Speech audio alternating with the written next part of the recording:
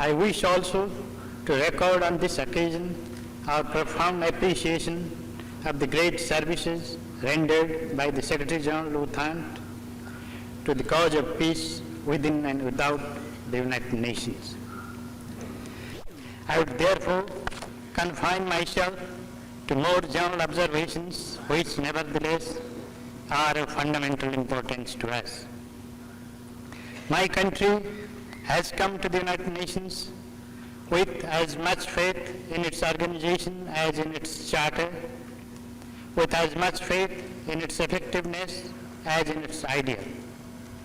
For to a small country as mine, Mr. President, the United Nations represents the ideal as well as the practical. It satisfies us in so far as it helps us to work actively for larger unity and for peace and prosperity of mankind.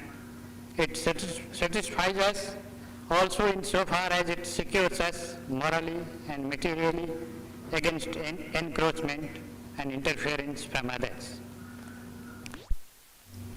History tells us, Mr. President, that in spite of the dreamers from the big powers, small nations will stay with us for a long time to come. No conqueror ever succeeded in bringing the whole world under his heel. There were always small nations which refused to conform to his dictates or to his wishes. It is more than certain that small nations will survive the present atomic age also, and that they will be larger in number than the big nations. If this is so, it is necessary that the United Nations, while working with the cooperation of the big powers, which is no doubt essential, ensures that the small nations continue to have full confidence in it. To inspire this general confidence, the United Nations must exert itself seriously and be an effective instrument of peace.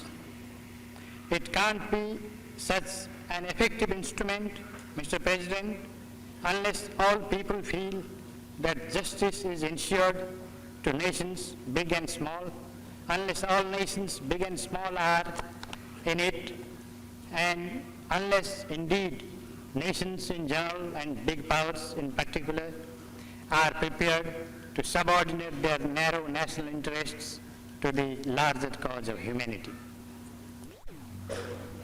There has been no progress towards general disarmament.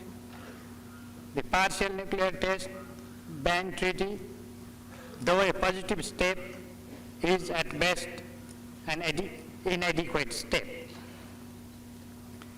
Again, there has been a positive development recently in the field of nuclear non-proliferation, as the United States and the Soviet Union have agreed on a draft.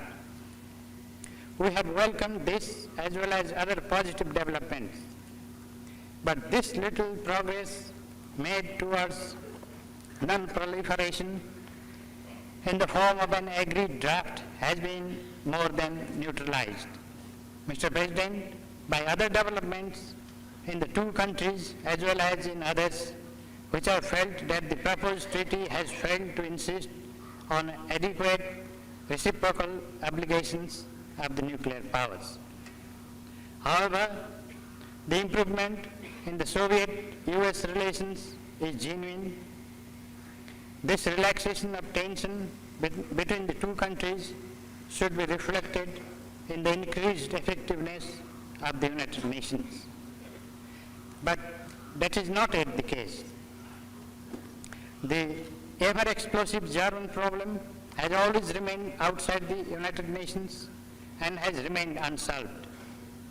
The crisis in Vietnam, with all its attendant tragedy, has touched only the fringe of the United Nations because the Secretary General, more as an individual dedicated to the passionate pursuit of peace than as the spokesman of the world body. And this